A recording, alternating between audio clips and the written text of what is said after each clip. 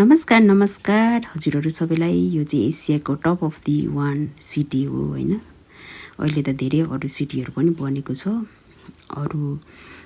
अनि यो सिटीमा चाहिँ यति अग्ला अग्ला घर छन् कि दुईटा बिल्डिङ यति अग्लो छ। एउटा आइल्यान्डमा पर्छ भने अर्को आइल्यान्डमा वारी आइल्यान्ड र पारी आइल्यान्ड। क्वेसन गर्न गइरहेको छु पारी आइल्यान्डको नाम के हो र त्यो पारी आइल्यान्डमा कति तले बिल्डिङ पर्छ र त्यो बिल्डिङको नाम पनि भन्नुहोला हैन। अनि वारीपट्टि आइल्यान्डको बिल्डिङको नाम पनि भन्नुहोला र त्यो आइल्यान्डको नाम पनि भन्नुहोला। अनि कति तला छ त्यो बिल्डिङ हैन। हजुरहरूले गुगल्सबाट छलक्कै निकालिहाल्नुहुन्छ हैन। अनि सक्नु भयो भने चाहिँ यो कुन सालमा बनेको कुन सालमा बनेको त्यो पनि एन्सर दिनुहोला।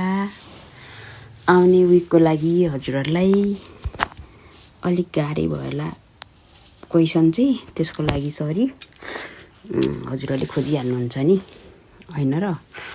अनि जस्ट मनोरञ्जनको लागि मात्रै हो।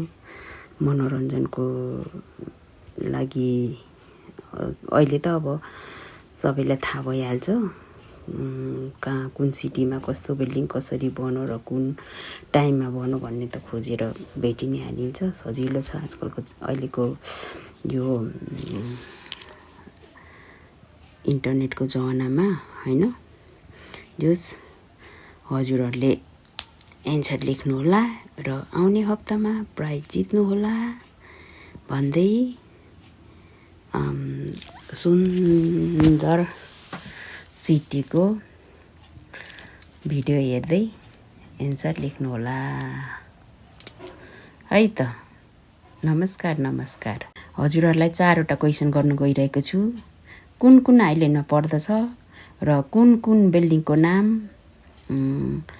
अनि कति तलाको कुन समयमा बनेको भनेर चाहिँ एन्सर लेख्नुहोला भन्दै आजको यस क्वेसनको एन्सर हजुरहरूले लेख्नुहोला आउने हप्ताको लागि। धन्यवाद। भिडियो चाहिँ पुरै हेरिदिनु होला हैन। पुरै नहेरी त हजुरहरूलाई एन्सर पनि अलिकति लेख्न गाह्रो हुन्छ। हजुरहरूले क्वेसन त बुझ्नुभयो नि। जम्मा 4वटा क्वेसन छ। अनि यो सिटी पनि एकचोटि घुम्नै पर्ने सिटी छ। एकदमै रमणीय एकदमै राम्रो